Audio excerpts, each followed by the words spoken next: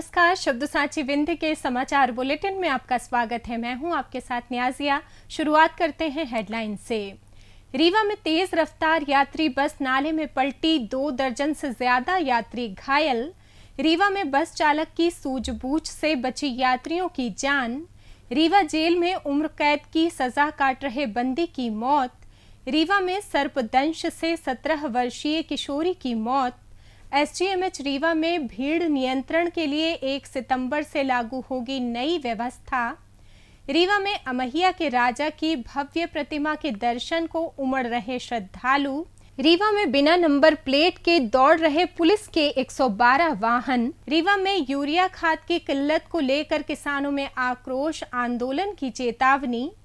नई गढ़ी अस्पताल में उपचार और जांच के लिए भटक रहे मरीज।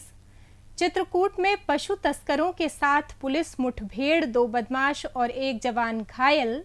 मऊगंज में करंट लगने से 16 वर्षीय किशोर की मौत।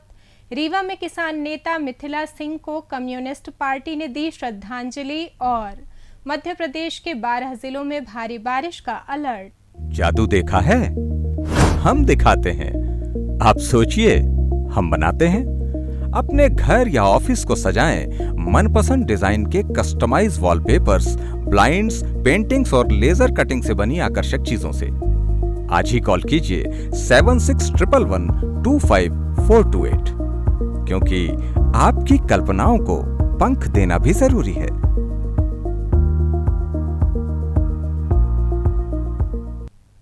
अब खबरें विस्तार से।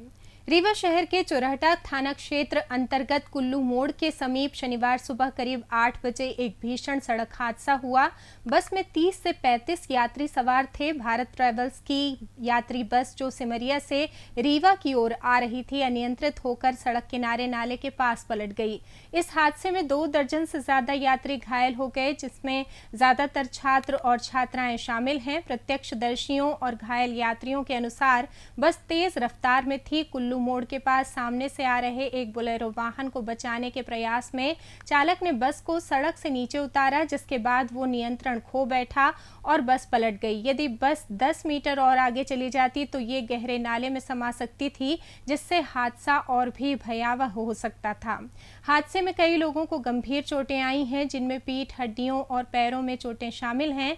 स्थानीय लोगों की मदद से घायलों को तत्काल रीवा के संजय गांधी अस्पताल में भर्ती कराया गया है। 2 यात्रियों को गंभीर चोटें आई हैं, जबकि अन्य यात्री पूरी तरह से स्वस्थ हैं। जांच के बाद सभी घायलों को छुट्टी दे दी गई है। घटना की सूचना मिलते ही पुलिस मौके पर पहुंची और मामले की जांच शुरू कर दी है। कहाँ पे घटना हुई है? कैसे घटना हुई है? ये हम लोग समझिया से, यानी हम समझिया से बस आ रहे थे, हम दादर से बैठते, दादर मोड़ या रतंगी मोड़ से बैठते हैं। तो दिन हमारा पथराजी काम चलता है, श्री पथराजी में यानी टेक्नीशियन है। वहाँ सुबह हम 8 बजे के आसपास निकलते हैं। तो जेतों पे बस आई तो आगे सामने कोई गाड़ी आ रही थी। वहाँ पे लोग कट मारे हैं, इस कारण जो बस नीचे गुजरी। कौन सी गाड़ी थी कट मारी?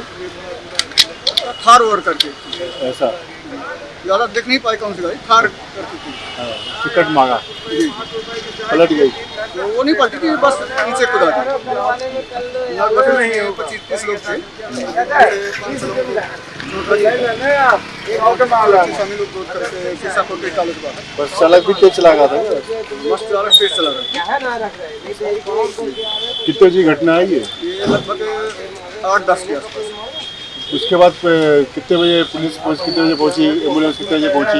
लगभग 10 से 15 मिनट के अंदर पहुंची। 10-15 मिनट तक कैसे लोग बागों को निकाला, कैसे बचा? वहाँ शीशा फोड़ कर निकाले हम लोग। कुछ लोग पास से, कुछ लोग आगे से। ऐसा तो स्थानीय लोग थे कि यात्री थे?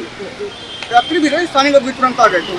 ऐसा आज प्रातः बस दुर्घटना जो बनकुइयाँ के पास में सिमरिया जाती हुई बस में हुई थी, उसमें हमारे पास सूचना आने के बाद में 22 घायलों को लेकर आया गया था, जिनका उपचार हमारे यहाँ प्राथमिक उपचार किया गया है। 2 मरीजों को हमने निगरानी के लिए रखा था, किंतु उनकी भी स्थिति सामान्य ही प्रतीत हो रही है। सभी घायलों को प्राथमिक उपचार के बाद छुट्टी दे दी गई है। रीवा शहर में आज एक बड़ा बस हादसा होते होते टल गया। गड्डी रोड से आ रही कृष्णा ट्रैवल्स की यात्री बस चिरौला कॉलोनी के समीप नगर सैनिक कार्यालय के सामने अनियंत्रित होकर सड़क की पटरी से नीचे उतर गई। बस का पहिया मिट्टी में धंस गया, लेकिन चालक की सूझबूझ से बस पलटने से बच गई, जिससे बड़ा हादसा टल गया। जानकारी के अनुसार बस के सामने अचानक एक जानवर आ गया, जिसे बचाने के लिए चालक ने बस को तेजी से नियंत्रित किया और सड़क से नीचे उतार दिया। इस दौरान बस मिट्टी में धंस गई। प्रत्यक्षदर्शियों का कहना है कि यदि बस सड़क पर पलट जाती तो स्थिति गंभीर हो सकती थी और कई यात्रियों की जान खतरे में पड़ सकती थी। हादसे के समय बस में सवार यात्रियों में दहशत फैल गई थी। स्थानीय लोगों ने बताया कि चिरौला कॉलोनी का ये मार्ग सकरा है, जिसके कारण बड़े वाहनों को नियंत्रित करने में कठिनाई होती है, जिससे यहां अक्सर दुर्घटनाओं का खतरा बना रहता है। लोगों ने प्रशासन से सड़क चौड़ीकरण और ट्रैफिक व्यवस्था को दुरुस्त करने की मांग की है, ताकि भविष्य में ऐसी घटनाओं को रोका जा सके। केंद्रीय कारागार रीवा में बंद कैदी जगदीश गौड़ की शनिवार को संजय गांधी चिकित्सालय में इलाज के दौरान मौत हो गई। 28 अगस्त को तबीयत बिगड़ने पर उन्हें जेल से अस्पताल में भर्ती कराया गया था, लेकिन 2 दिन बाद उनकी मृत्यु हो गई। परिजनों के अनुसार जगदीश गौड़ को 2022 में हत्या के एक मामले में न्यायालय ने आजीवन कारावास की सजा सुनाई थी। इसके बाद उन्हें अनूपपुर से रीवा के केंद्रीय कारागार में स्थानांतरित किया गया था। परिजनों ने बताया कि जेल प्रबंधन ने उन्हें अस्पताल में भर्ती होने की सूचना दी थी, लेकिन जब वे शनिवार सुबह अस्पताल पहुंचे तब तक जगदीश की मौत हो चुकी थी। बताया जा रहा है कि उन्हें सीने में दर्द की शिकायत थी।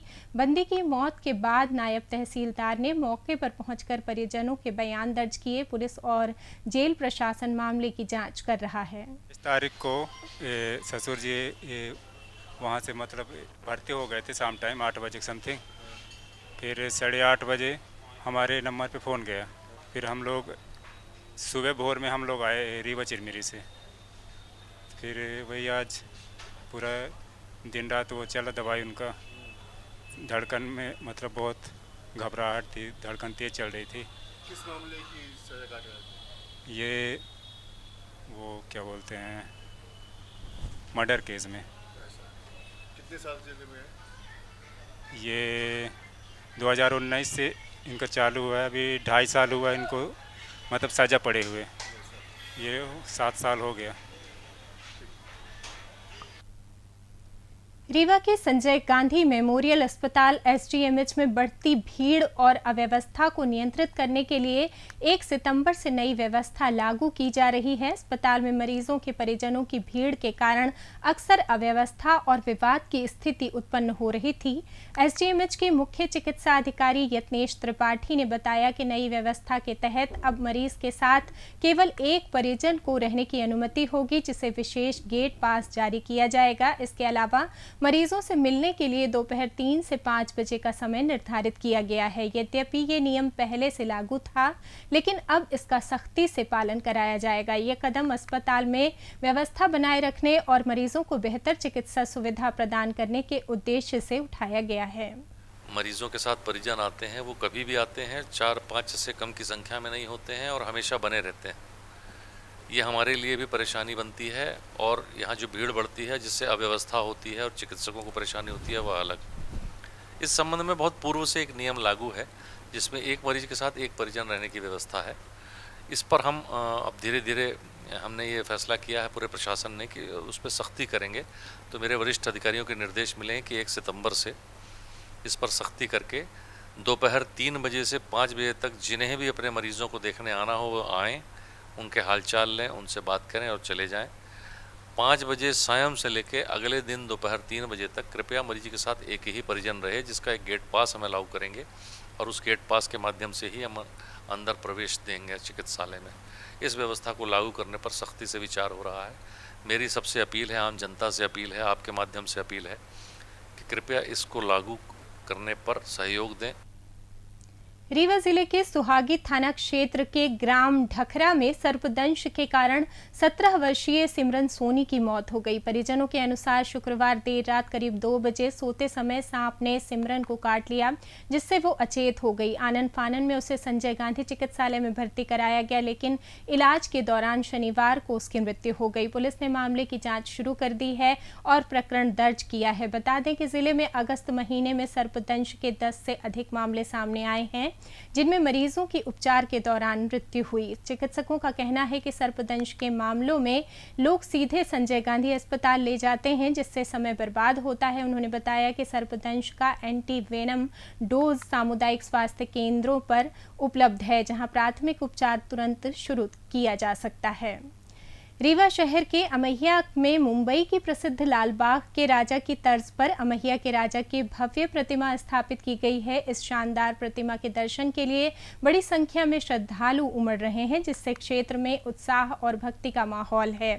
अमैया में स्थापित ये प्रतिमा न केवल अपनी भव्यता और कारीगरी के लिए चर्चा में है, बल्कि ये स्थानीय लोगों के लिए आस्था का नया केंद्र बन गई है। मुंबई के लालबाग के राजा की तरह ही इस प्रतिमा को भव्यता और श्रद्धा के साथ तैयार किया गया है, जो रीवा के सांस्कृतिक और धार्मिक परिदृश्य में एक नया अध्याय जोड़ रही है। श्रद्धालुओं की भीड़ दर्शन के लिए दिन रात पहुंच रही है और स्थानीय प्रशासन ने भी व्यवस्था बनाए रखने के लिए विशेष इंतजाम किए हैं। रीवा जिले में पुलिस की ओर से बिना नंबर प्लेट के वाहनों के खिलाफ अभियान चलाया जा रहा है, लेकिन हैरानी की बात है कि पुलिस की अपनी 112 आपातकालीन सेवा के वाहन ही बिना नंबर प्लेट के सड़कों पर दौड़ रहे हैं। नियमों के अनुसार वाहन पंजीयन के बाद नंबर प्लेट लगाने के लिए अधिकतम 7 दिन का समय होता है, लेकिन रीवा में 112 सेवा के निजी कंपनी द्वारा संचालित 34 से अधिक वाहनों पर 15 दिन बाद भी नंबर प्लेट नहीं लगी है। ये वाहन बिना नंबर के सड़कों पर फर्राटा भर रहे हैं, जिसे लेकर अब लोग सवाल उठा रहे हैं। नियमों का उल्लंघन करने वाली इन गाड़ियों पर कार्रवाई न होने से पुलिस की कार्यप्रणाली पर भी सवालिया निशान लग रहे हैं। स्थानीय लोगों का कहना है कि जब पुलिस ही नियम तोड़ेगी तो आम जनता से नियम पालन की उम्मीद कैसे की जा सकती है। रीवा जिले में धान की फसल के लिए यूरिया खाद की भारी कमी से जूझ रहे किसानों के समर्थन में भारतीय मजदूर संघ ने आंदोलन का ऐलान किया है। बीएमएस के जिला मंत्री विकास शुक्ला ने बताया कि जिले में यूरिया खाद की उपलब्धता के कारण किसान परेशान हैं। सोसाइटियों में खाद नहीं मिल रही, जिससे धान की फसल बर्बादी की कगार पर है। वहीं निजी दुकानदार मनमानी कीमत वसूल कर किसानों का शोषण कर रहे हैं। इस ज्वलंत मुद्दे को लेकर भारतीय कृषि एवं ग्रामीण मजदूर संघ रीवा 4 सितंबर को दोपहर 2 बजे कलेक्टर को ज्ञापन सौंपेगा। संघ ने मांग की है कि किसानों को तत्काल यूरिया उपलब्ध कराया जाए। जिला महामंत्री सत्येंद्र शुक्ला ने चेतावनी दी है कि मांग पूरी न होने पर संघ अनिश्चितकालीन धरना प्रदर्शन के लिए बाध्य होगा। कृषि मजदूरों और लघु सीमांत किसानों से अपील की गई है कि वे 4 सितंबर को दोपहर 1 बजे बीएमएस कार्यालय में उपस्थित होकर प्रदर्शन को सफल बनाएं। मोगंज जिले के नईगढ़ी सामुदायिक स्वास्थ्य केंद्र में लापरवाही और भ्रष्टाचार चरम पर है। यहाँ ना डॉक्टर है, ना दवाइयाँ, ना सुविधाएं। गर्भवती महिलाएं आयरन की गोलियां और ड्रिप के लिए भटक रही हैं, लेकिन इलाज नहीं मिल रहा है। मरीजों को घंटों इंतजार करना पड़ता है और चौंकाने वाली बात यह है कि अस्पताल का माली ही पट्टी और टाँके लगाता पकड़ा गया। अस्पताल की बदहाली को उजागर करने वाले एक पत्रकार को डॉक्टर पुष्पेंद्र मिश्रा ने धमकाया, अभद्र व्यवहार किया और फर्जी मुकदमा दर्ज करा दिया। सीसीटीवी फुटेज में डॉक्टर की बदसलूकी साफ दिखाई दे रही है। फिर भी बिना जांच के पत्रकार पर कई धाराओं में एफआईआर दर्ज की गई। बताया जा रहा है कि अस्पताल प्रबंधन पहले भी झूठे मुकदमों से अपनी गलतियां छिपाता आ रहा है। स्थानीय लोग निष्पक्ष जांच और दोषियों पर सख्त कार्रवाई की मांग कर रहे हैं। ये मामला मऊगंज में स्वास्थ्य सेवाओं की बदहाली और सच्चाई दबाने की साजिश को उजागर करता है। 3 बज रहे हैं, 3:10 हो रहे हैं, हम 11 बजे बैठे हैं, रिपोर्ट चाहिए हमें। हर चीज़ कई घंटे के लेंच होता, हमका खुद को पता नहीं है। अब बताइए हम क्या कह सकते हैं? बिना खाना खाए ना कुछ करे, ना नहाए ना धोए, यार आदमी क्या कर सकता है? आदमी आज कहते हैं ना कि हॉस्पिटल जाता है तब आदमी कहता है डॉक्टर एक भगवान रूप होता है, वो हम सम्मान करते हैं, इज्जत करते हैं, हर चीज़ करते हैं। लेकिन भाई जब भगवान के पास जाओ और भगवान ही न रहे तो क्या मतलब है? मंदिर में जाता आदमी दर्शन करेगा तो भगवान ही मंदिर में पूजे हुआ नहीं रही तो क्या मतलब है? तो डॉक्टर होता है भगवान, हम भगवान मानते हैं। क्या बोले थे कितने बजे रिपोर्ट देंगे? हमको बोले कि मतलब 1:30 बजे रिपोर्ट दे देंगे। 1:30 बजे लाइट गोल है, लाइट गोल है, चलो ठीक है। अब लाइट गोल हो गई, चलो वो भी वेट कर रहा हूँ, हर चीज़ है। अब 3:10 बज रहे हैं, कहीं लेंस में चले गए, ठीक है 2 बजे, अब 3 बजे, 1 घंटा का लेंस होता है तब मैं भी जानता हूँ, ऐसा नहीं कि मैं लेंस नहीं जानता हूँ, मतलब लाइट है अभी, लाइट है, इसके बाद नहीं मिल रही, नहीं मिल रही। अब मैं किसके पास जाऊँ यार? आपका क्या नाम है? मैं संतोष कुमार चक्रधारी मेरा नाम है। कहाँ से आए भाई हैं? बैजिला से हूँ मैं। क्या आयरन के बाटल चढ़वाने आए हैं? बोल रहे हैं नहीं है। आयरन का बाटल नहीं है, चुप गई। 2 बार आए, चढ़ ही नहीं है। हम 2 चक्कर आ चुके हैं। एक बार आए थे 14 को, अब फिर बोला 1 तारीख को नहीं आए, 1 अगस्त को आज आए हैं तो बोल रहे हैं है ही नहीं। सतना जिले की सीमा से सटे चित्रकूट में शनिवार तड़के 3:30 बजे काली घाटी के पास मनिकपुर थाना क्षेत्र में पुलिस ने बड़ी कार्रवाई की। भैंस चोरी की सूचना पर कार्रवाई करने पहुंची पुलिस और पशु तस्करों के बीच मुठभेड़ हो गई, जिसमें 5 तस्करों को गिरफ्तार किया गया। मुठभेड़ में 2 बदमाश और 1 एसओजी जवान घायल हुए। पुलिस के अनुसार बदमाशों ने पुलिस पर फायरिंग शुरू कर दी, जिसके जवाब में पुलिस ने भी गोलीबारी की। इस दौरान कौशाम्बी के अलीगंज निवासी नूर आलम और सतना के खूंटी निवासी जफर अली के पैर में गोली लगी। अन्य गिरफ्तार आरोपियों में सतना के नजीराबाद निवासी मोहम्मद अयान, नया गांव सभापुर के अंकुल यादव और मुख्तियारगंज के विजय सिंह चौहान शामिल हैं। मुठभेड़ में एसओजी जवान ज्ञानेश मिश्रा भी घायल हुए। पुलिस ने आरोपियों के कब्जे से 1 कार और 2 तमंचे बरामद किए हैं। गिरफ्तार 5 में से 4 आरोपी सतना जिले के निवासी हैं। मऊगंज जिले के हनुमना थाना क्षेत्र के कोन गांव में शुक्रवार शनिवार की दरमियानी रात एक दर्दनाक हादसे में 16 वर्षीय किशोर गौरीशंकर कोल की करंट लगने से मौत हो गई। घटना उस समय हुई जब गौरीशंकर भोजन करने के बाद अपने कमरे में गया और पंखा चालू करने के दौरान करंट की चपेट में आ गया, जिससे उसकी मौके पर ही मौत हो गई। सूचना मिलते ही पुलिस मौके पर पहुंची और पंचनामा बनाकर शव को सामुदायिक स्वास्थ्य केंद्र हनुमना भेजा। पोस्टमार्टम के बाद शव परिजनों को सौंप दिया गया। पुलिस ने मर्ग कायम कर मामले की जांच शुरू कर दी है। गौरीशंकर अपने 3 भाइयों और 2 बहनों में मझला था। कुछ साल पहले उसके माता पिता का निधन हो चुका था, जिससे परिवार में पहले से ही मुश्किलों में गुजर रहा था। इस हादसे ने परिवार को गहरा सदमा पहुंचाया है। किसान नेता मिथिला सिंह के निधन पर शनिवार को मानस भवन रीवा में कम्युनिस्ट पार्टी ऑफ इंडिया द्वारा शोक सभा का आयोजन किया गया। इस दौरान पार्टी नेताओं और कार्यकर्ताओं ने 2 मिनट का मौन रखकर उन्हें श्रद्धांजलि अर्पित की। शोक सभा में कामरेड सरोज बादल सहित पार्टी के कई वरिष्ठ पदाधिकारी मौजूद रहे। सभा के दौरान किसानों और मजदूरों की समस्याओं को लेकर चर्चा हुई। पार्टी ने इन मुद्दों को जोरदार तरीके से उठाने और उनके हक के लिए संघर्ष करने का संकल्प लिया। कार्यकर्ताओं ने मिथिला सिंह के योगदान को याद करते हुए उनके दिखाए रास्ते पर चलने का प्रण लिया। मौसम की बात करें तो मध्य प्रदेश में शुक्रवार से शुरू हुआ बारिश का दौर शनिवार को भी जारी है, जिससे कई जिलों में हालात गंभीर हो गए हैं। मौसम विभाग ने इंदौर, नर्मदापुरम और जबलपुर संभाग के 19 में से 12 जिलों में भारी बारिश का अलर्ट जारी किया है। अलीराजपुर, धार, बड़वानी, खरगोन, बुरहानपुर, खंडवा, हरदा, नर्मदापुरम, बैतूल, नरसिंहपुर, छिंदवाड़ा और पांडुर्णा में अगले 24 घंटे में 2.5 से 4.5 इंच तक बारिश की संभावना है। इसी के साथ ये समाचार बुलेटिन समाप्त हुआ। कल फिर मिलेंगे नई खबरों के साथ। जुड़े रहिए शब्द साची विंध्य से और विंध्य से जुड़ी तमाम खबरों के लिए हमारे चैनल को सब्सक्राइब कर दें।